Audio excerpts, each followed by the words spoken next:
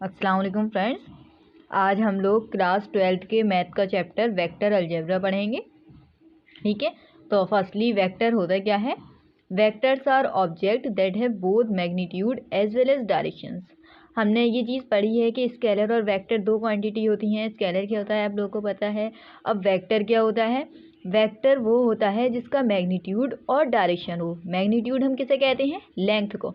देखिए यहाँ लिखा है, ये एक लाइन सेगमेंट हमने बनाई है, इसका डायरेक्शन इधर की तरफ है, ये डायरेक्शन बता रहा है एरो हमें, और इसकी जो टोटल लेंथ है उसे हम कहते हैं मैग्नीट्यूड।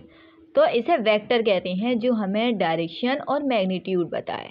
ठीक है, अब वेक्टर की कुछ टाइप्स होती हैं, जैसे यूनिट वेक्टर। यूनिट से आप लोग समझ सकते हैं कि 1 होगा, इसका क्या होगा, लेकिन 1 मैग्नीट्यूड, जिसका मैग्नीट्यूड 1 हो यानी कि लेंथ इसकी 1 हो तो उसे हम यूनिट वेक्टर कहते हैं। इसे हम कैसे कैलकुलेट करते हैं? A cap is equal to A vector upon modulus of A vector. ठीक है, जहाँ पर हम ये जो ए वेक्टर है वो कैसे निकालते हैं? A I cap plus B J cap plus C K cap.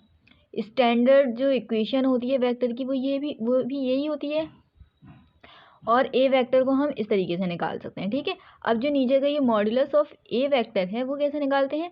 Under root A square plus B square plus C square. ये जो तीनों कोफिशिएंट हैं, इन तीनों का स्क्वायर को हम अंडर रूट में लेंगे तो ये हमारा मॉड्यूलस ऑफ ए वेक्टर निकलेगा। ठीक है, अब होता है नल वेक्टर। नल वेक्टर किसे कहते हैं? नल मतलब ज़ीरो, जहाँ मैग्नीट्यूड ज़ीरो होता है तो उसे नल वेक्टर कहते हैं। ठीक है, उसका फिर ज़ीरो ही आएगा जब कोई लेंथ ही नहीं है। फिर होता है एक पोजीशन वेक्टर, तो उसकी स्टैंडर्ड जो इक्वेशन होती है वो यही है, एक्स आई कैप प्लस वाई जे कैप प्लस 3 के कैप। ठीक है, अब अगर हमें दो वेक्टर्स दे रखे होते हैं ए एंड बी, तो हम कैसे पोजीशन वेक्टर निकालते हैं?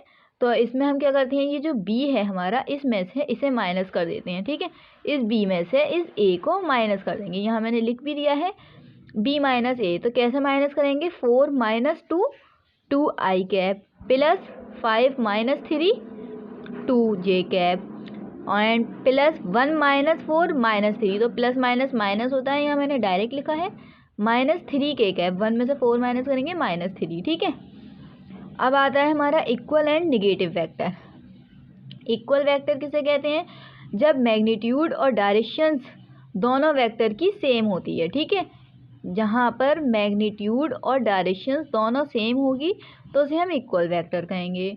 और निगेटिव वेक्टर उसे कहते हैं जहाँ मैग्नीट्यूड तो सेम है, इक्वल है, लेकिन डायरेक्शंस अपोजिट है, एक वेक्टर इधर है एक इधर है, तो इसे हम निगेटिव वेक्टर कहेंगे। क्या कैसे लिखते हैं हम इसे? A vector is equals to minus B vector. ठीक है, अब आते हैं इधर एडिशन ऑफ टू वेक्टर्स। दो वेक्टर्स को हम कैसे जोड़ें? इसके दो लॉ होते हैं, एक ट्रायंगुलर और एक पैरेललोग्राम लॉ। ठीक है, ट्रायंगुलर में हमने एक वेक्टर बनाया, इसका डायरेक्शन देखिए इधर है, इसका इधर है, और इसका ये रहा डायरेक्शन। यहाँ तीनों डायरेक्शन हमने दिखा दिए हैं।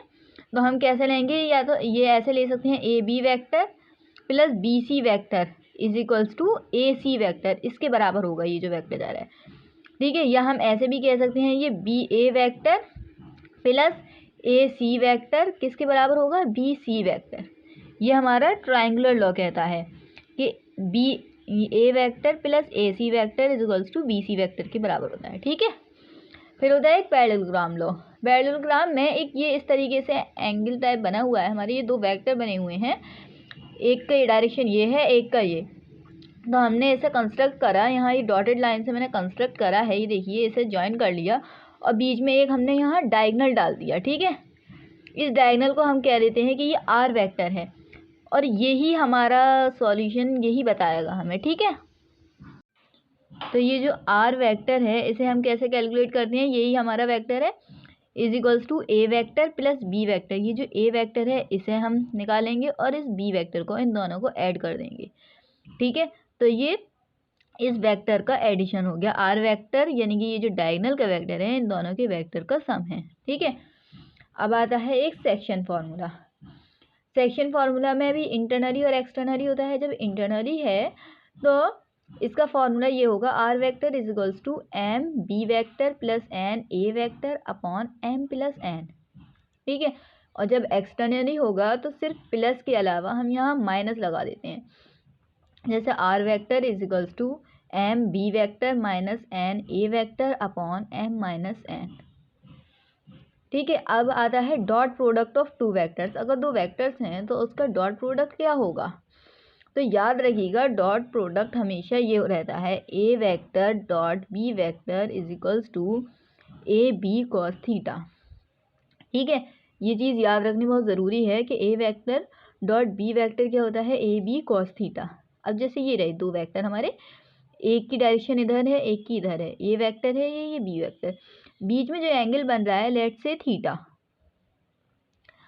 तो इस दोनों वेक्टर का डॉट प्रोडक्ट क्या होगा? A B into cos theta, इसको और इसका प्रोडक्ट इंटू कॉस थीटा। ठीक है, एक तो ये चीज़ हो गई। अगर एक स्पेशल केस इसमें ये है, अगर इनका डायरेक्शन सेम है तो क्या होगा? जब डायरेक्शन सेम है तो हमें दिख रहा है यहाँ कोई एंगल ही नहीं बन रहा है इन दोनों के बीच में, तो थीटा 0 हो जाएगा यहाँ पर। तो इसका प्रोडक्ट क्या होगा? A vector dot B vector is equals to A B cos theta. हमने ये पढ़ा है ये वाली फॉर्मूले से। फिर हम A vector into dot B vector लिखेंगे तो कॉस थीटा जो होगा हमारा वो कॉस 0 पुट करेंगे यहाँ, तो कॉस 0 1 होता है, हमें ये पता है। तो इसका आंसर सिंपल ए बी आ जाएगा। जब 1 से कॉस ए बी को मल्टीप्लाई करेंगे तो ए बी आ गया। तो ये डायरेक्ट लिख दिया है कि ये ए बी कैसे आया। ठीक है, कॉस थीटा जो है हमारा, यहाँ पर थीटा हमने 0 है हमारा, तो कॉस 0 हमारा 1 होता है और 1 से मल्टीप्लाई करा तो ये ए बी आ गया। ठीक है, एक चीज़ और, if two vectors are perpendicular then dot product is 0। अगर दो वेक्टर्स एक दूसरे पर परपेंडिकुलर हैं, जैसे कि ये है, तो इन दोनों का कॉस डॉट प्रोडक्ट 0 आ जाएगा। ठीक है, आई होप आप लोग को ये बात समझ में आ गई। Thank you.